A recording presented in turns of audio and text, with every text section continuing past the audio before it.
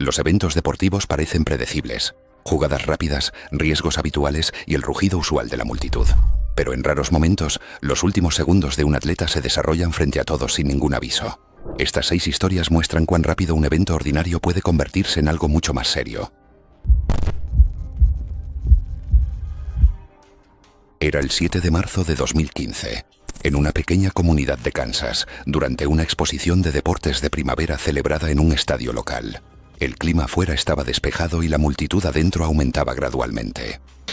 Familias, estudiantes y residentes llenaron los asientos, creando una atmósfera ocupada pero ordinaria de fin de semana, mientras esperaban que comenzara el próximo evento. Uno de los artistas programados para esa noche era Brian Laird, un maestro de educación física de secundaria de 28 años y competidor activo en el pequeño circuito regional de lucha libre. Trabajó una temporada completa de shows de fin de semana cada año y era conocido por las multitudes locales que seguían eventos independientes por el condado. Una mezcla de sus estudiantes, compañeros de trabajo y asistentes habituales de los pueblos cercanos estaba en las gradas esa noche. Sus entradas solían ser sencillas, utilería, chistes ligeros y caminatas cortas que requerían poco montaje o riesgo. Sin embargo, para este evento, los organizadores querían una apertura más llamativa para el tercer partido. Arreglaron que Brian fuera bajado desde las vigas usando un sistema de arnés alquilado que típicamente se usaba para colgar pancartas dentro del lugar. Porque fue diseñado para exhibiciones estáticas. El equipo utilizó un accesorio básico para el pecho en lugar de un arnés completo para el cuerpo. El equipo llegó tarde en la tarde, y los trabajadores todavía estaban ajustando clips y cables cuando comenzaron los primeros partidos. Según un espectador cerca del túnel de entrada, se vio a un técnico luchando con un clip de bloqueo que parecía atascado. El trabajador lo golpeó con una pequeña herramienta antes de seguir adelante, y la instalación continuó sin demora. El plan requería que Brian se enganchara al arnés a unos 30 pies por encima del ring. Cuando las luces del estadio se atenuaban, un foco iluminaba hacia arriba y el equipo lo bajaba lentamente. Una vez que alcanzaba una altura segura sobre el cuadrilátero, se desenganchaba del clip principal, descendía una corta distancia sobre la lona y comenzaba el combate. Se suponía que fuera una entrada sencilla, no un gran truco. Cuando el tercer combate comenzó, las luces se atenuaron y un solo foco iluminó a Brian sobre el ring. Los aficionados podían verlo claramente asegurado en el arnés, saludando a la multitud. Pocas personas en el suelo comenzaron a grabar con sus teléfonos. El sistema comenzó a bajarlo, y todo parecía normal durante los primeros segundos. Las personas en las gradas superiores fueron las primeras en notar un problema. Una de las líneas de soporte laterales se aflojó repentinamente, bajando unos centímetros como si se hubiera soltado. Alguien gritó que una línea se había soltado, atrayendo la atención de los espectadores cercanos. Con la pérdida de tensión, el arnés se inclinó bruscamente hacia la derecha de Brian. Al no soportar el peso la línea lateral, casi toda la carga se desplazó a un solo conector central. El desplazamiento hizo que su hombro derecho se deslizara parcialmente fuera de la correa principal. Desde los asientos inferiores, el movimiento parecía rápido e incontrolado. Brian giró en el aire mientras intentaba estabilizarse, pero el clip restante tuvo que soportar la mayor parte del peso. Varios testigos en las primeras filas informaron haber escuchado un chasquido metálico, consistente con un mosquetón o grillete de bloqueo fallando bajo carga, un sonido agudo que resonó a través de la tranquila arena. La línea final falló, y Brian cayó directamente. Golpeó la esquina del cuadrilátero en lugar del centro acolchado, aterrizando con el pecho en el marco del ring, que estaba en ya poco más de 1 metro de altura. El impacto hizo que su cuerpo se doblara hacia adelante antes de rodar al piso junto a la lona. El silencio se extendió por el estadio casi de inmediato. Las personas cerca de la barricada se levantaron de sus asientos, sin estar seguras de lo que habían presenciado. Algunos intentaron acercarse, pero la seguridad bloqueó el área y los dirigió de regreso. El personal y el equipo del escenario llegaron a Brian en cuestión de momentos e indicaron que se detuviera el espectáculo. La expo detuvo el evento y pidió a los espectadores que permanecieran sentados. Se confirmó en pocos minutos que Brian no había sobrevivido. Sus heridas eran consistentes con un trauma severo de fuerza contundente en el pecho debido al impacto con el borde del ring. La multitud fue despedida después del anuncio, y el resto del programa de la noche fue cancelado. Una revisión en los días siguientes citó fallos en el equipo y aparejo inadecuado. El clip de bloqueo con el que los trabajadores habían luchado anteriormente no se había asegurado correctamente, permitiendo que una línea de soporte se soltara durante el descenso. Como resultado, la expo suspendió todas las entradas aéreas y aconsejó a los pequeños locales no usar sistemas de aparejo alquilados para espectáculos similares. Era el 18 de julio de 2016, durante una tarde cálida y seca cerca de Denver, donde una carrera regional de monoplazas atrajo a unos pocos cientos de espectadores. El pequeño circuito tenía curvas cerradas y rectas cortas, creando zonas de frenado constantes que el público podía ver claramente. La mayoría de los aficionados se reunieron alrededor de la curva 6, una esquina a la izquierda conocida por cambios repentinos de velocidad. En la lista de entrada de ese día estaba Marcus Elwood, un joven de 24 años, estudiante de ingeniería de posgrado y piloto activo de autos de ruedas abiertas en la región. Compitió durante toda la temporada en pequeños circuitos en el norte de Colorado y el oeste de Kansas, y las personas habituales en el paddock reconocieron su número de carreras de competencias anteriores. Marcus abordó las carreras con una rutina estructurada, anotando cada cambio mecánico en un cuaderno y quedándose hasta tarde después de las prácticas para ajustar su configuración. Algunos compañeros de clase que seguían sus carreras habían venido a verlo competir esa tarde. A principios de ese verano, Marcus había reemplazado parte del sistema de la línea de combustible de su auto para reparar una pequeña fuga detectada durante el mantenimiento. Un mecánico voluntario lo asistió, instalando una nueva sección de manguera de combustible flexible usando un ajuste de compresión. Marcus registró la reparación, pero mencionó durante los calentamientos que todavía olía rastros ocasionales de combustible cuando el motor funcionaba en revoluciones por minuto más altas. Otros cercanos escucharon el comentario, aunque el olor no parecía lo suficientemente fuerte como para provocar preocupación inmediata. Para la hora de la carrera, los asientos cerca de la curva 6 estaban casi llenos. Los autos completaron su vuelta de formación, la bandera verde ondeó y el campo aceleró suavemente. Marcus se ubicó en una posición intermedia mientras las primeras curvas se desarrollaban sin contacto. Los espectadores cerca de la curva 6 vieron a cada conductor frenar fuerte antes de entrar en la curva y acelerar hacia la siguiente recta. En la quinta vuelta, Marcus salió de la curva 5 limpiamente y aumentó la velocidad en la corta recta. Su coche parecía estable desde el punto de vista de la multitud, con las ruedas delanteras alineadas y sin problemas visibles en los neumáticos. Unas pocas personas recordaron haber notado una delgada estela de vapor detrás del vehículo, aunque se desvaneció rápidamente y no se asoció inmediatamente con un problema. Cuando se acercó a la zona de frenado para la curva 6, Marcus redujo la velocidad como se esperaba. Pero al acercarse al ápice, la parte trasera de su coche se desvió ligeramente, algo que puede suceder cuando cambia la tracción o cuando un líquido llega a una superficie caliente. La corrección envió el vehículo hacia el exterior de la curva. Los testigos detrás de la valla vieron el coche salirse de la línea de carrera, cruzar la franja de vibración y entrar en la escapatoria de grava. Momentos después, el coche chocó contra la barrera exterior de hormigón en un ángulo poco pronunciado. El impacto no fue el más fuerte del día, pero fue lo suficientemente contundente como para aplastar la cápsula lateral donde estaba la línea de combustible modificada. Un segundo después del contacto, apareció una ráfaga de llamas cerca del lado derecho del chasis. El coche giró ligeramente y se detuvo con fuego extendiéndose por el compartimento del motor. Los espectadores retrocedieron cuando el calor subió por encima de la barrera. Los oficiales de pista usaron extintores de mano y pidieron por radio equipo adicional contra incendios. En cuestión de segundos, las llamas se intensificaron cuando el combustible de la línea dañada se incendió. Un denso humo formó una columna sobre el área de escape y la dirección de carrera inmediatamente mostró la bandera roja deteniendo el evento. Cuando los comisarios llegaron a la cabina, no encontraron signos de movimiento. Los bomberos contuvieron las llamas y enfriaron el vehículo antes de comenzar la extracción. La carrera se suspendió por el resto del día. Las autoridades confirmaron más tarde que Marcus murió en el lugar. La causa de la muerte se atribuyó a heridas térmicas graves, sufridas inmediatamente después de que el incendio alcanzó el área de la cabina. Una inspección posterior al incidente reveló que la manguera de combustible de reemplazo se había desprendido en el ajuste de compresión cuando el costado se aplastó hacia adentro. La falla permitió que el combustible se rociara sobre componentes calientes del motor, provocando el incendio segundos después de la colisión. Los investigadores clasificaron el evento como una falla mecánica causada por una reparación inadecuada y la falta de accesorios de combustible de grado de carrera aprobados.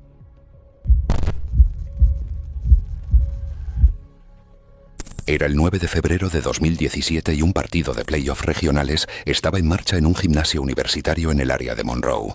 El edificio se llenó rápidamente de estudiantes, padres y residentes, creando una atmósfera cálida y concurrida típica de eventos escolares mientras todos se acomodaban antes del inicio del juego. Uno de los titulares de Monroe era el delantero de 21 años Daniel Mercer, un junior que había jugado minutos constantes en cada temporada desde que se unió al equipo. Había jugado en gimnasios de toda la conferencia, desde pequeños colegios comunitarios hasta grandes estadios suburbanos, y las personas que seguían el baloncesto de Monroe reconocían su número de esos partidos fuera de casa. Alrededor del campus, los estudiantes que asistieron a los partidos en casa lo conocían por su defensa física, bloqueos limpios y rebotes consistentes. No tenía lesiones importantes registradas, y los entrenadores lo consideraban uno de los atletas más duraderos y confiables del equipo. Monroe abrió el juego con posesiones limpias y controló la mayor parte de la primera mitad. Daniel logró 2 rebotes tempranos y un enceste, y la sección de estudiantes respondió a cada jugada con cánticos breves. Los espectadores sentados por encima de la mitad de la cancha tenían una línea de visión clara mientras Monroe rotaba jugadores dentro y fuera. El ritmo se mantuvo rápido, pero nada parecía inusual. A las 8:30, Daniel se movió a una posición defensiva cerca del área restringida mientras el equipo contrario realizaba una jugada por el ala derecha. Cuando el base se dirigió hacia el aro, Daniel se desplazó a la izquierda para disputar. Mientras plantaba su pie derecho para absorber el contacto, su zapato resbaló en un lugar húmedo, probablemente condensación o sudor de una colisión anterior. Su tobillo se dobló bruscamente hacia adentro, haciendo que su cuerpo superior se inclinara fuera de balance. Al mismo tiempo, la rodilla del jugador que conducía golpeó las costillas inferiores de Daniel desde el lado, un impacto accidental pero fuerte. La colisión redirigió el impulso de Daniel, cayó hacia atrás y golpeó el lado derecho de su cabeza en el suelo de madera, justo en el borde del semicírculo. Varias personas sentadas a lo largo de la línea de fondo vieron claramente el impacto y reaccionaron de inmediato. Los brazos de Daniel no amortiguaron la caída, y su cabeza golpeó la superficie con suficiente fuerza como para hacer un sonido audible a través de las filas inferiores. Los jugadores de ambos lados se desaceleraron tan pronto como notaron que Daniel no se levantaba. Un compañero se acercó a él primero, luego hizo un gesto hacia el banco pidiendo ayuda. Los oficiales sonaron el silbato y la pelota se quedó donde rodó mientras todos reconocían que algo había salido mal. El personal llegó rápidamente a Daniel. Desde el margen, las personas más cercanas a la cancha lo vieron tumbado completamente inmóvil mientras los entrenadores revisaban su respiración y evaluaban su cabeza y cuello. Los que estaban más arriba en las gradas podían ver que no reaccionaba al tacto ni a las señales verbales. Los acomodadores caminaron por los pasillos y pidieron a la multitud que se quedara donde estaba, para que la cancha permaneciera despejada. Ambos equipos se dirigieron hacia sus bancas, mientras los administradores y oficiales se reunían cerca de la mesa del anotador. Después de varios minutos de discusión, instruyeron a los jugadores a dejar la cancha y regresar a los vestuarios. El ruido normal del gimnasio se desvaneció, reemplazado solo por el personal que se comunicaba entre ellos mientras continuaban trabajando alrededor de Daniel. Se tomó la decisión de no reiniciar el juego. Más tarde, el personal médico confirmó que Daniel había sufrido una lesión cerebral traumática debido al impacto directo de su cabeza contra el suelo. El golpe provocó un sangrado rápido dentro del cráneo y una interrupción inmediata del tronco encefálico, lesiones que no permiten la recuperación una vez que ocurren. Con el resultado confirmado, la liga canceló el resto de la ronda de playoffs. Se emitió un breve comunicado a la mañana siguiente señalando el incidente fatal, anunciando la suspensión de la competencia y confirmando que el gimnasio permanecería cerrado durante la semana mientras el departamento de atletismo completaba su revisión y limpieza.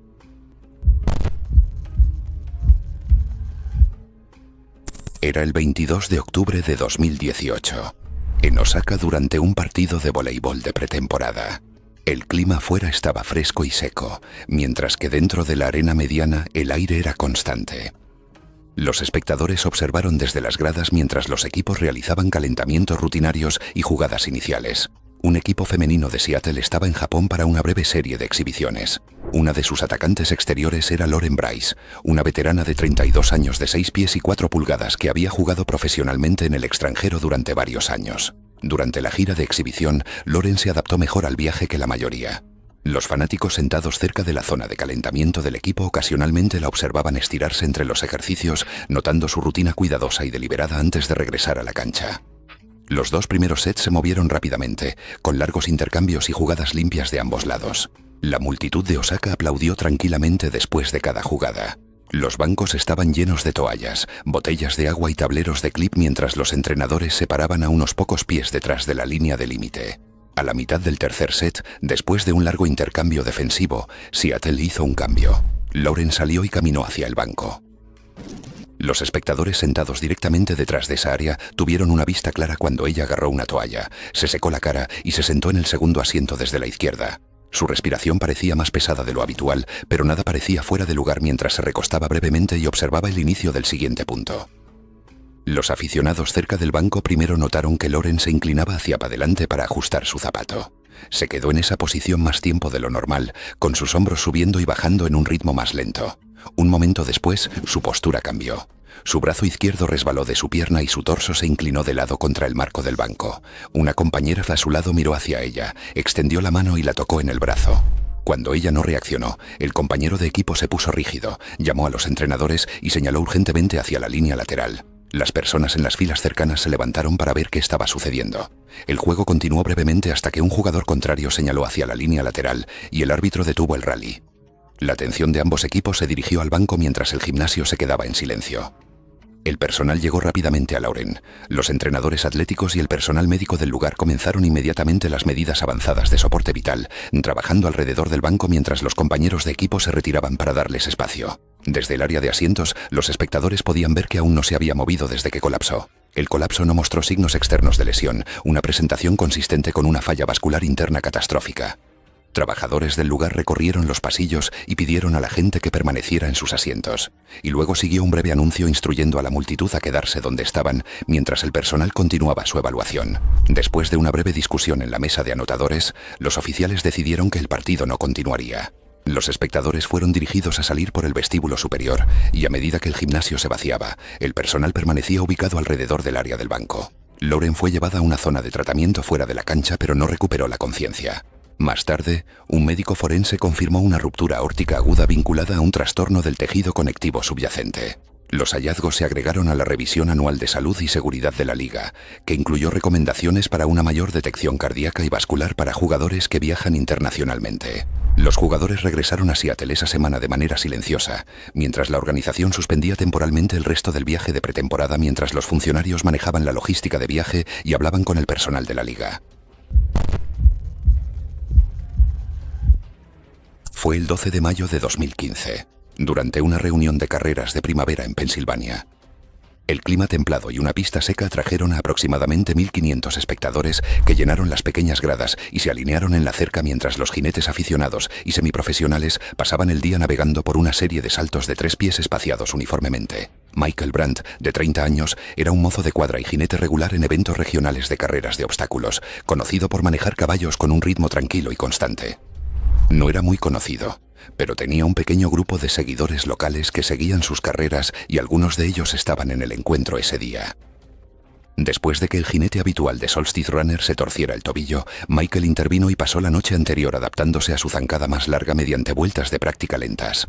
Para dar el peso, corrió alrededor de la propiedad antes del amanecer. La preparación fue apresurada, pero se sintió lo suficientemente estable para competir. A media mañana, el paddock estaba lleno de caballos siendo cepillados, revisados y ensillados. Michael ajustó la cincha de Solstice Runner varias veces y probó las riendas para ver la tensión.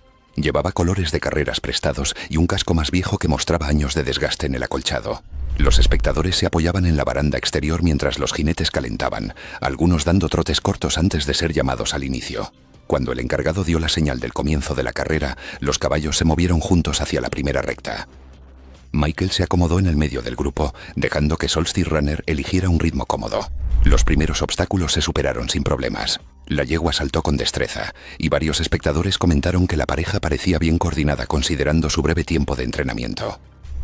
El problema comenzó cerca del cuarto salto en el lado opuesto de la pista. Al pasar la barrera, Solstice Runner perdió la herradura trasera derecha. La herradura no se cayó inmediatamente. Se dobló hacia afuera y comenzó a golpear su pata trasera opuesta cada vez que pisaba. Algunos espectadores cercanos a esa sección dijeron que escucharon un sonido metálico justo después del salto. Michael pareció notar que algo estaba mal. Se levantó más en los estribos, probablemente tratando de estabilizarse mientras la yegua avanzaba con zancadas desiguales. La yegua continuó adelante, pero la herradura doblada golpeó su pierna nuevamente, causando un breve paso cruzado. El paso desigual repentino hizo que Michael se inclinara ligeramente hacia adelante, aunque se mantuvo en la silla. Al acercarse a la última curva, el zapato finalmente se soltó. Se voló en medio del paso y causó que la yegua tropezara bruscamente con sus patas traseras. La sacudida viajó a través de la silla de montar y el equilibrio de Michael se desvió. Su peso se movió hacia un lado y varios espectadores dijeron más tarde que lo vieron intentar reajustar su postura, pero el tropiezo había alterado tanto su apalancamiento como su tiempo. Entrando en la recta final, Solstice Runner recuperó velocidad, pero Michael no recuperó su asiento. Cuando la yegua se extendió en una zancada más rápida, él se inclinó de lado. Su pie derecho resbaló del estribo, seguido del izquierdo. Se deslizó fuera de la silla y cayó en el borde interior de la pista, golpeándose la cabeza y el cuello en la tierra compactada a pesar del casco.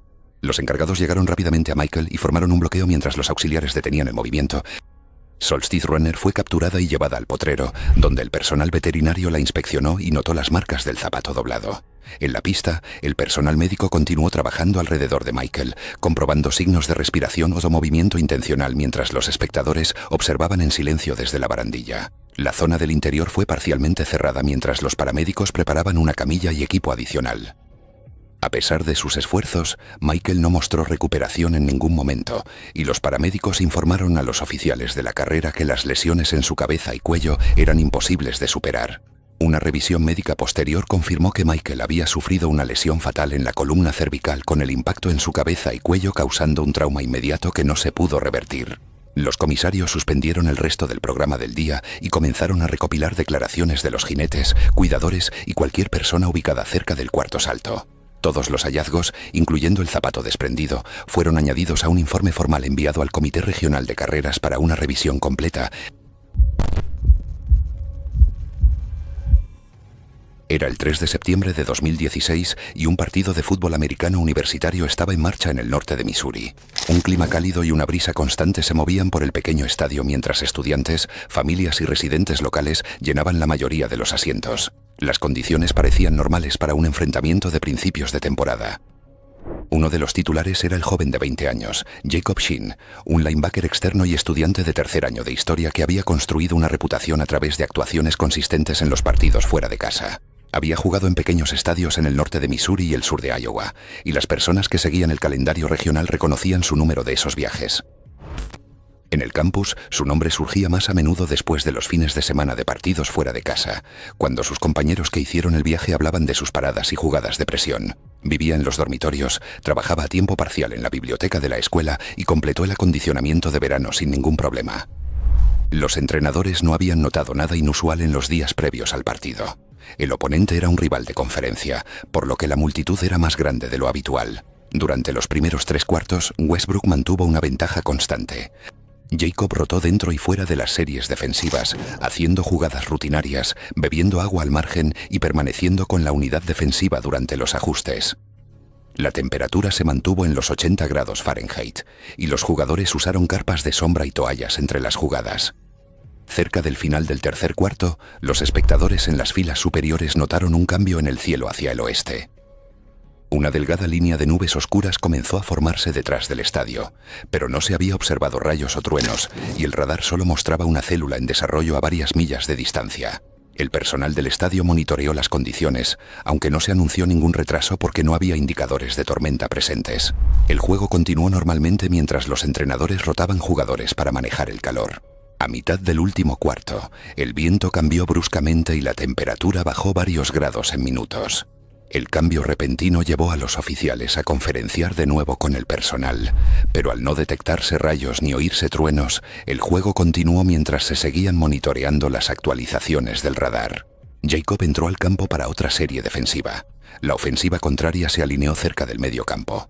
Cuando el mariscal de campo tomó el balón, una ráfaga repentina de viento barrió el campo. Varios jugadores dijeron más tarde que sintieron la temperatura bajar bruscamente justo antes del incidente. Antes de que la jugada se desarrollara completamente, un rayo impactó el campo. Bolt hizo contacto cerca de la formación defensiva, lo suficientemente cerca como para que varios jugadores perdieran el equilibrio. Jacob, ubicado a unos pocos metros dentro de las marcas de hash, recibió toda la corriente eléctrica a tierra. Los espectadores en las filas inferiores lo vieron colapsar de inmediato, cayendo directamente al césped sin protegerse. El silbato sonó instantáneamente. Los jugadores retrocedieron del área y el personal de la línea lateral corrió al campo. Varios atletas cercanos mostraron signos de desorientación breve, pero Jacob permaneció inmóvil donde cayó. Los entrenadores señalaron a los médicos y los oficiales pidieron una pausa de emergencia mientras confirmaban que no había seguido otro golpe. El estadio quedó en silencio mientras el personal evaluaba a Jacob. Él despejó un amplio espacio a su alrededor y movió a los jugadores no afectados hacia los bancos. La banda de música dejó de tocar y el locutor instruyó a los espectadores a permanecer sentados mientras se aseguraba el campo. Después de varios minutos de evaluación, el árbitro se reunió con los oficiales de la escuela en el centro del campo. Con rayos continuando apareciendo cerca, el resto del juego fue cancelado. Ambos equipos fueron escoltados fuera del campo y se indicó a los espectadores que salieran por las puertas designadas mientras se emitían advertencias de tormenta. Jacob fue declarado muerto poco después. La revisión médica determinó que la causa de la muerte fue un paro cardíaco y una lesión interna, causada por un rayo de alto voltaje. La corriente eléctrica viajó por el suelo y entró en su cuerpo en el momento en que se desplomó.